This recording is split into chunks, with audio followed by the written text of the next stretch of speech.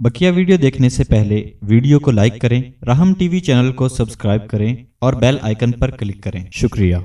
लेकिन इन तमाम नेमतों में से दो ऐसी नेमतें हैं कि जो वाकई काबिल रश्क नेमत हैं। अगर किसी के पास वो नेमत हो तो उस पर इंसान रश्क करे, उस पर इंसान गिफ्ता करे, उसकी इंसान तमन्ना करे कि काश ये नेमत मेरे पास भी होती। दो नेमतें, और वो दो ऐसी बुनियादी और असासी नेमतें हैं कि उन नेमतों के वजूद से आगे बेशुमार नेमतें जन्म लेती हैं। कायनात में जितनी भी नेमतें हमें नज़र आती हैं, मादी या मानवी, वो उन्हीं दो नेमतों से निकलती हैं। इसलिए सरकार दो आलम सल्लल्लाहु अलैहि वसल्लम ने हदीस में इरशाद फरमाया कि ये दो नेमतें ऐसी हैं, ये काबिल रश्क हैं, ये काबिल सताइश हैं। ये नेमत अगर किसी के पास देखो तो तुम्हें उस पर रशक करने का हक़ है। चुनांचे सही बुखारी शरीफ में उसके लिए हसद का लफ्ज़ इस्तेमाल फरमाया कि रसूलुल्लाह सल्लल्लाहु अलैहि वसल्लम फरमाया, ला हसदा इल्ला फिस्नतैन, कि हसद करना जायज़ नहीं है मगर दो नेमतों में हसद करने की इजाज़त है। हसद नाजायज़ है लेकिन इन दो नेमतों में तुम हसद कर सकते हो। लेकिन यहाँ हसद से मुराद वो इस्तिलाही हसद मुराद नहीं है कि जिसको हम जल जाना कहते हैं, कि किसी को नेमत को देखकर हम जल जाएं और उस जलन के अंदर ये तमन्ना करें कि इसके पास ये नेमत ना रहे, फना हो जाए इससे, इसको ये दौलत मिली इससे फना हो जाए, मुझे मिले ना मिले लेकिन इसके पास भी ना रहे। इसको कहते हैं हसद। ये हसद गुनाह और मासियत है, और ऐसा गुनाह और मासियत है कि हदीस में आता है कि इय्याकुम वल हसद, कि हसद से बचो, कि फ़इन्नल हसदा याकुल हसनात, इसलिए कि यह हसद जो तुम्हारी नेकियों को ऐसे खा जाता है कि जैसे आग सूखी लकड़ियों को खा जाती है। जब तुम किसी से हसद करते हो तो उस हसद का नुकसान उस मासूद को नहीं पहुंचता, बल्कि उसका नुकसान खुद तुम्हें पहुंचता है, इसलिए कि उस हसद की वजह से तुम्हारी अपनी नेकियां जल जाती हैं। बल्कि एक रिवायत में फरमाया कि अल्लाह तबारक व तआला तुम्हारी नेकियां उस मासूद के खाते में लिख देते हैं। तो वो हसद तो हराम है, मना है, मासियत है। लेकिन यहाँ हदीस में नबी करीम सल्लल्लाहु अलैहि वसल्लम ने जो फरमाया, ला हसदा इल्ला फिस्नतैन, ला हसदा इल्ला फिस्नतैन, दो चीज़ों में तुम हसद कर सकते हो। लिहाजा यहाँ हसद से मुराद वो इस्तिलाही हसद नहीं, बल्कि हसद से मुराद रश्क है। रश्क का मतलब ये कि जब किसी के पास वो नेमत देखो तो ये कहो कि ए रब्बे ज़ुल जलाल, तूने देखो इसको दौलत दे रखी है, तूने सरवत दे रखी है, तूने इसको ये ताकत दे रखी है, तूने इसको ये हुकूमत दे रखी है, या अल्लाह तेरे ख़जाने वसी है, तू मुझे भी दे दे, जैसे तूने इसको दे दी मुझे भी दे दे।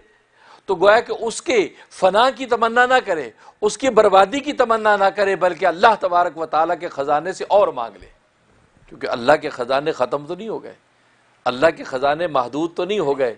लिहाजा किसी के पास नेमत देकर हसद करने के बजाय ये कह कि अल्लाह जैसे तूने उसको दे दी तो मुझे भी दे दे, ए अल्लाह तूने उसको बड़ा मकान दे दिया है, वसी खूबसूरत मकान दिया है, या अल्लाह तेरे ख़जाने वसी है, मुझे भी ऐसा बड़ा घर दे दे, या अल्लाह इसको तूने अच्छी गाड़ी दी, या अल्लाह मुझे भी अच्छी गाड़ी दे दे। बजाय इसके कि आप उसके ऊपर फतवे लगाएं, ये हराम के पैसे से घर बनाया, ये हराम की गाड़ी है, ये तो सूदी कारोबार करता है, अब ये तो जुए खेलता है, ये तो गैम्बलिंग करता है। आपको ये तबसरे करने की ज़रूरत क्या है? आपसे कल को नहीं पूछा जाएगा, आप अपनी फ़िक्र करें। आपको अगर बड़ा घर चाहिए तो आप अपनी फ़िक्र करें, खुदा से दुआ करें, या अल्लाह ऐसा तो मुझे भी अता कर दे। लेकिन जब इंसान पर हसद गालिब होता है तो इंसान उस पर तबसरे शुरू कर देता है, अजी छोड़िए जी ऐसे मालदार बने हुए हैं, अजी छोड़िए जी ये ऐसी जालिम जाबिर लोग, अजी ये वो है। कोई ज़रूरत नहीं, इसलिए कि आप अपने आप को देखें। इसलिए कुरान ने कहा वफ़ी अनफुसिकुम अफला तुबसिरून, क्या तुम अपने आप को नहीं देखते हो? जब अपने आप को देखोगे तो अब तुम हकीकत ज़िंदगी को पा जाओगे, जब दूसरों को देखोगे तो हकीकत ज़िंदगी नहीं मिलेगी। अपने मन में डूब कर पा जा सुराग ज़िंदगी, अपने मन में डूब कर पा जा सुराग ज़िंदगी, तू मेरा नहीं बनता न बन, अपना तो बन।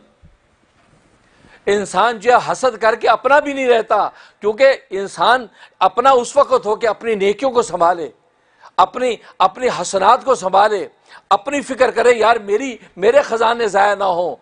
लेकिन हसद करके तो आप अपने खजाने को ज़ाया कर रहे हैं, इसका मतलब आप अपने भी नहीं हैं, आप अपने आप को भी नुकसान पहुंचा रहे हैं। اس لیے گویا کہ شاعر یہ بات کہہ رہا ہے، اور یہ گویا کہ قرآن کریم کی آیت کا مفہوم ہے یہ کہ اپنے من میں ڈوب کر پا جا سراغ زندگی، تو میرا نہیں بنتا نہ بن، اپنا تو بن۔ آج ہم اپنے بھی نہیں بن پاتے ہیں، حسد ہے، بغض ہے، کینہ ہے، عداوت ہے، غیبت ہے، چغلی ہے، ساری ان معاشیوں کے اندر مبتلا کر کے اپنے نیکیوں کو ضائع کرتے نظر آتے ہیں۔ اس کا مطلب ہمیں اپنے ساتھ بھی بھلائی نہیں ہے، ہم اپنے ساتھ بھی بھلا نہیں کرتے ہیں، غیبت کر کے مردہ بھائی کا گوشت کھاتے اور اپنی نیکیاں دوسرے کے حوالے کر دیتے۔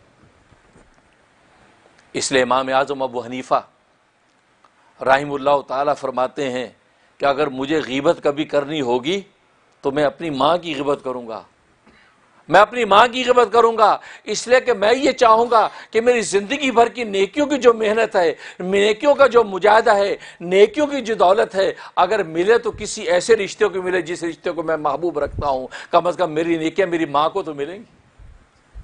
غیبت کروں گا، نیکیاں جب اس کی طرف منتقل ہوگی تو میری ماں کو ملیں گی، جب ماں کو ملیں گی تو ماں کی سفارش کل کو ہو سکتا ہے مجھے کام بھی آ جائے، اور ظاہر ہے کہ ماں کی غیبت کوئی بھی نہیں کرتا۔